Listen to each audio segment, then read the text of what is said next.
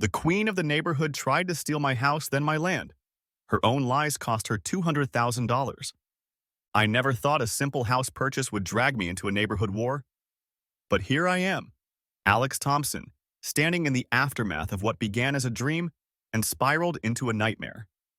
Our lakeside neighborhood looked perfect on paper.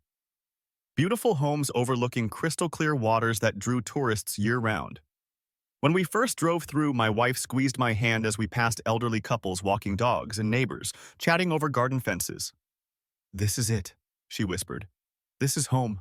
What the real estate listings didn't mention was the neighborhood's invisible dividing line. On one side lived the retired teachers, former nurses, and hardworking families who maintained their properties with pride. On the other lurked opportunists who knew every legal loophole to exploit their neighbors and visitors. We didn't know about Martha then.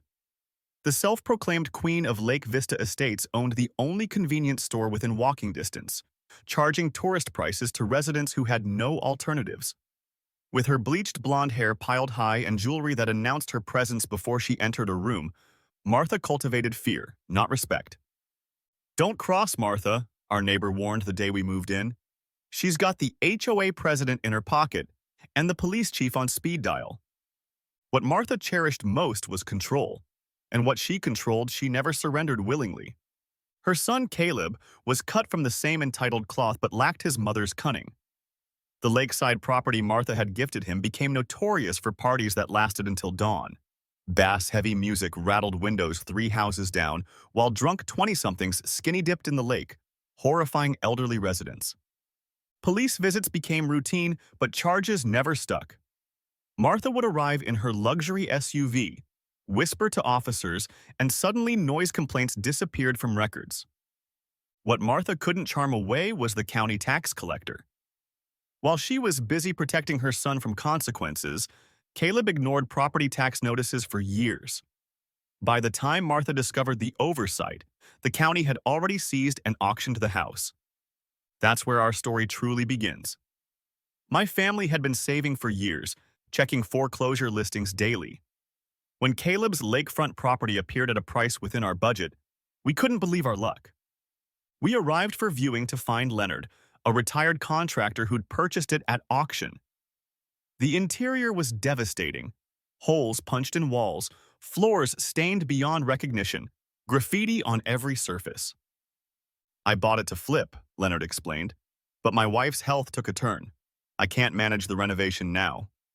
We weren't deterred. With my construction background, this fixer-upper seemed perfect. We negotiated with Leonard, nearly finalizing the sale when Martha discovered what was happening. None of us could have predicted what came next. Leonard's call came unexpectedly on a Tuesday morning, barely 2 weeks after we'd first toured the lakeside property. "I need to leave town immediately," he explained, his voice tight with worry. "My brother had a stroke. The doctors aren't optimistic." I expressed my sympathies, but before I could say more, Leonard continued. "I can't finish the renovations. If you're still interested, I'll sell you the house as is at a significant discount." The price he named made my heart race. It was well below market value, even considering the extensive damage. There was just one catch. The house wouldn't pass safety inspections in its current state. "We'll take it," I said without hesitation. My wife and I spent the next day convincing a small local bank to finance our purchase with the condition that we complete essential repairs within 2 weeks. The loan officer was skeptical but eventually agreed. What followed was 14 days of absolute chaos. We ripped out waterlogged floorboards, patched gaping holes in walls, and replaced electrical wiring that looked like it had been chewed by rats. Our friends showed up with tools and pizza, working alongside us until midnight most days. Somehow, we met the deadline. The bank inspector signed off on our repairs and the loan went through. As we carried the last boxes into our new home, exhausted but triumphant, I allowed myself to believe we'd overcome the worst. I couldn't have been more wrong. The doorbell rang the following morning. Standing on our porch was a petite woman in her 60s, impeccably dressed with a smile that didn't quite reach her eyes. "Welcome to the neighborhood. I'm Martha Donovan," she announced, extending a manicured hand. "I've lived here for 30 years. Her name sent a jolt through me. This was the Martha that Leonard had warned us about. Yet here she was, all pearl earrings and practiced charm, nothing like the neighborhood tyrant we'd heard about. Such a lovely family, she continued, peering past me into our half-unpacked living room. I hate to be the bearer of bad news, especially when you've clearly put in so much work already. My stomach nodded as her smile took on a predatory edge. This house actually belongs to me, Martha stated calmly. You have 30 days to vacate the premises. The floor seemed to drop beneath my feet.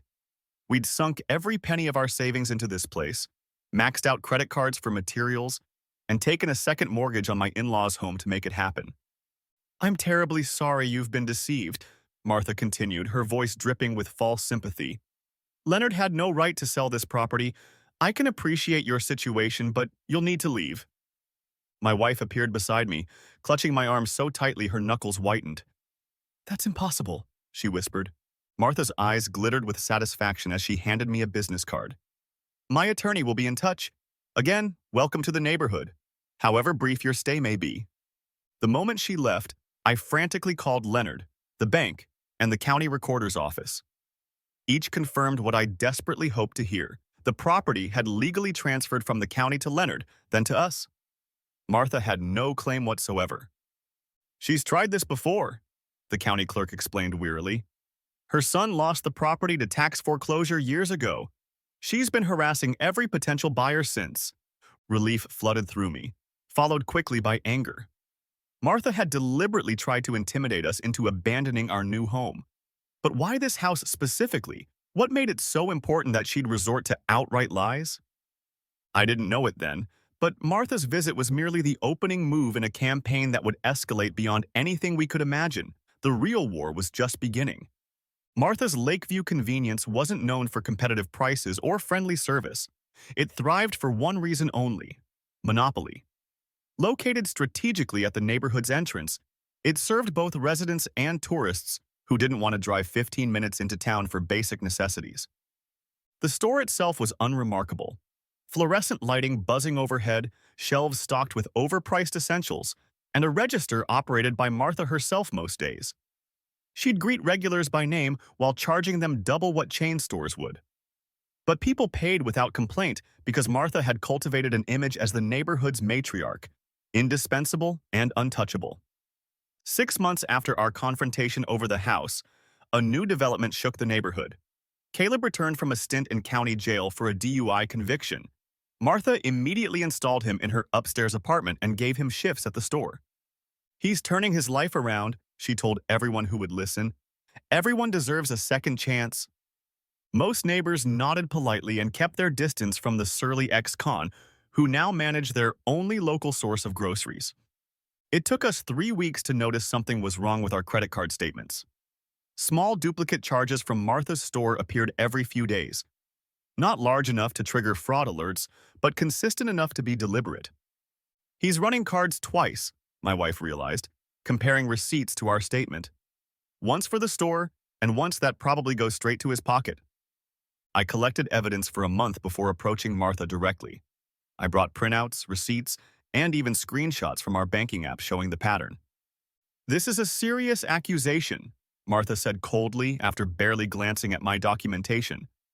Our machine sometimes has connectivity issues that create pending charges that drop off later. These charges didn't drop off, I insisted. And it's not just us. The Hendersons noticed the same thing. Martha's smile disappeared entirely. If shopping here is such a problem, perhaps you should make the drive into town instead. That evening, I shared what I'd discovered with neighbors I trusted. Word spread quickly, but Martha had spent decades building her influence.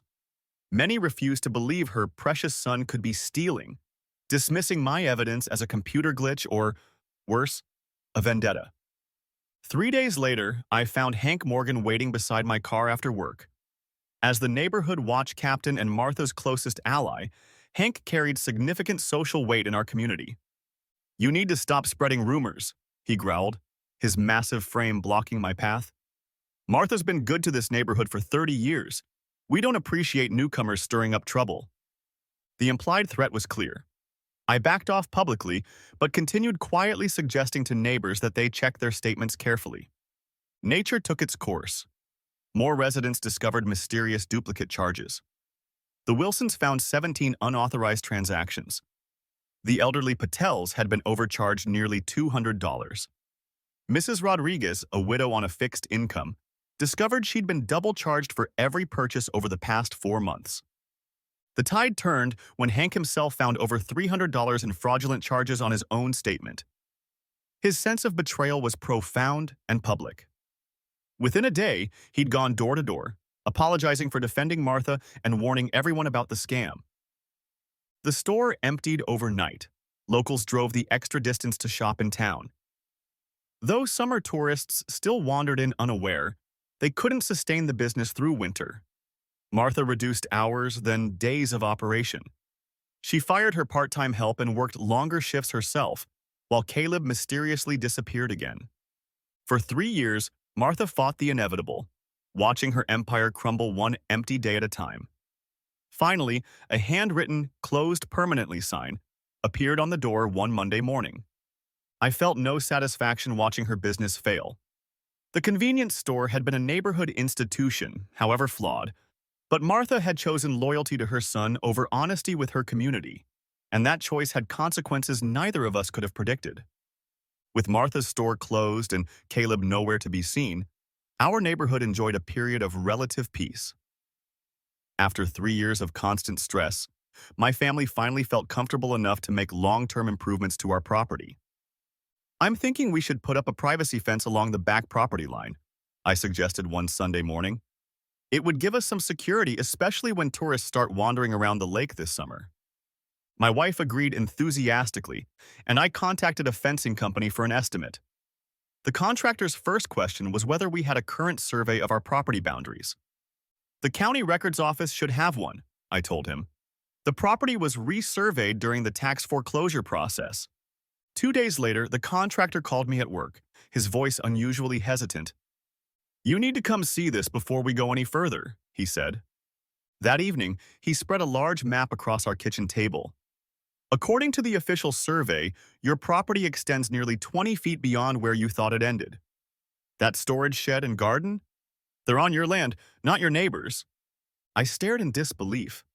Martha had been illegally using almost a third of our property for years, probably since before Caleb owned the house. The irony was almost too perfect. The woman who'd falsely accused us of stealing her property had actually been stealing ours all along.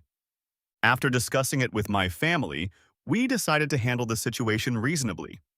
I knocked on Martha's door the following weekend with a proposal in hand. "We've discovered something that affects both of us," I began, showing her the survey documents.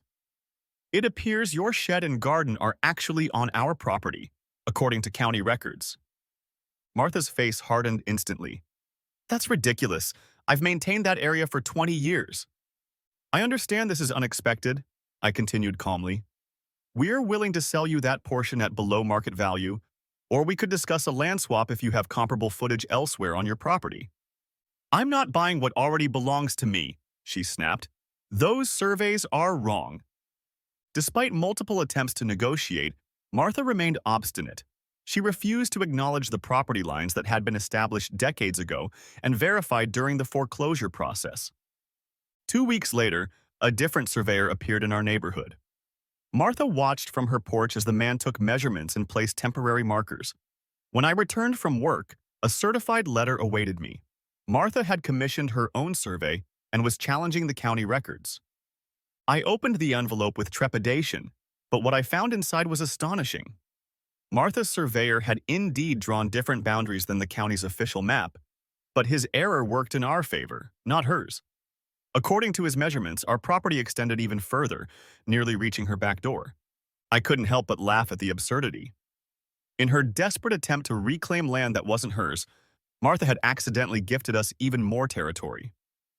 The very next morning, I noticed something strange.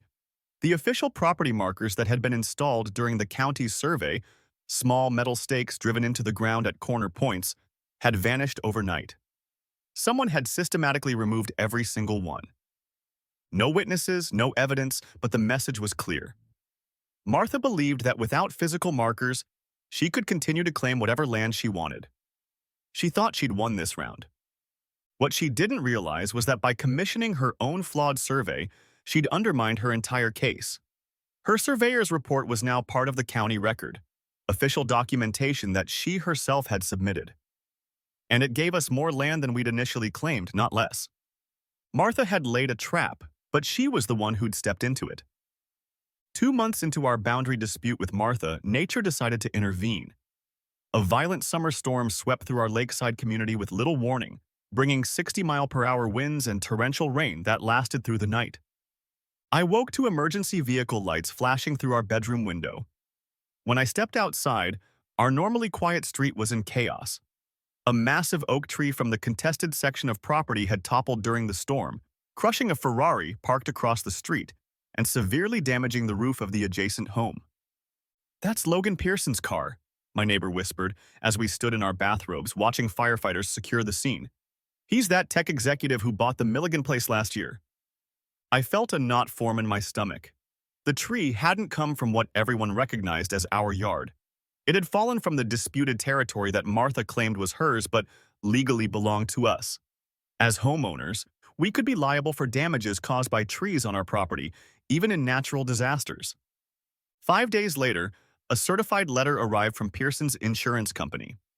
My hands shook as I read their demand: $200,000 for the destroyed vehicle and property damage, to be paid by us as the property owners. "This is insane," my wife said after reading the letter. "That tree was on the part Martha's been using as her garden for 20 years. Everyone in the neighborhood knows she maintained that area." I called our own insurance company immediately, who advised us to provide documentation of the property dispute. "If you can prove the tree wasn't on land you controlled, you might not be liable," our agent explained. I gathered our surveys, Martha's competing survey, and photos showing her shed and garden on the contested land. Our insurance company's legal team contacted Pearson's insurer, presenting evidence that while we might technically own the land according to county records, Martha had exercised complete control over it for decades. What happened next was unexpected. Rather than continuing to pursue us, Pearson's insurance company shifted their focus entirely to Martha. They concluded that her own survey, the one she'd commissioned to dispute our ownership, clearly showed the tree was on land she claimed as hers. "Your neighbor has been maintaining this property, harvesting from it, and most importantly, actively asserting ownership through legal channels," their representative explained. "Her actions constitute a clear acceptance of responsibility for what happens on that land." Martha received her own demand letter the following week. I heard about her reaction from Hank, who'd witnessed her reading it on her front porch. "She went white as a sheet," he told me. "Started yelling that it was your tree on your property and she wasn't paying a dime." But her protests fell on deaf ears. The insurance company had photographic evidence of her garden surrounding the tree, statements from neighbors confirming she'd treated the area as her own for years, and most damning of all, her own survey claiming that land. Martha hired an attorney, but even he couldn't save her from the consequences of her own actions. The case never went to court. Her homeowner's insurance covered part of the damages, but she was still responsible for a significant portion due to policy limitations. I later heard from another neighbor that Martha had to take out a second mortgage to cover the remaining balance. The final settlement was just over $200,000, money she'd never recover. The irony wasn't lost on anyone in our community. In her desperate attempt to claim land that wasn't rightfully hers, Martha had accepted responsibility for a tree that would cost her nearly everything. The $200,000 settlement broke Martha in ways that went beyond financial ruin. She'd already lost her business and her son had disappeared again after the fraud scandal. Now she'd lost her savings and her standing in the community. Neighbors who once tolerated her imperious attitude now openly avoided her. Invitations to community events stopped arriving. Even Hank, her most loyal defender, maintained a polite distance. The whispers I overheard at neighborhood gatherings told the whole story. Martha had transformed from community matriarch to cautionary tale. Despite this clear victory, one issue remained unresolved: the property dispute. While Martha's financial crisis had forced her to retreat from most confrontations, she still stubbornly used the contested land as if it were hers. We decided not to rush. Each passing day was another day Martha lived with her humiliation, and we had time on our side. In the meanwhile, we installed an underground electric fence to keep our new puppy safely contained within our yard. The thin wire ran just beneath the soil surface, with small flags marking its path during the training period, including across the disputed territory. From our kitchen window one Saturday morning, I watched Martha approach those flags with deliberate purpose. She returned minutes later pushing her ancient gas-powered lawnmower, steering it directly over the line of flags, methodically running over each one. What she didn't realize was that our contractor had connected the fence system to the property's main electrical grid. When her mower blades cut through the wire, they created a short circuit that traveled back through her mower. The machine sputtered, sparked dramatically, and died with a pathetic whine of metal. Martha stood there, hands still gripping the handle of her ruined mower, staring in disbelief. She couldn't report this act of self-sabotage to anyone. She'd destroyed her own property while attempting to vandalize ours. 6 months later, we finally hired a neutral surveyor recommended by the county to conduct a definitive measurement of our property lines. His findings confirmed what we already knew. The land Martha had been using belonged to us and always had. With this official documentation, we filed a quiet title action with the county court. Martha didn't even appear for the hearing. The judge granted our petition without debate, and we received a court order confirming our ownership of the entire property as originally indicated by the county records. The following weekend, we erected a proper fence, not on the disputed boundary, but exactly where our new survey indicated our property ended. We included a gate allowing Martha access to remove her garden tools and shed contents, with a deadline noted in a certified letter from our attorney. From our backyard, I often notice Martha standing at her kitchen window, watching us enjoy the land she coveted for so long. The garden where she once grew prize-winning tomatoes now holds our children's playset. The shed that stored her gardening tools has been replaced by a fire pit where we host neighborhood gatherings to which Martha is never invited. We won without ever having to become as ruthless as our opponent. Martha engineered her own downfall through greed, dishonesty, and pride. Now she lives alone in her too-large house, with nothing but bitter memories and regrets to keep her company. Sometimes that's how justice works best, giving someone exactly what they deserve, which is the natural consequence of their own actions.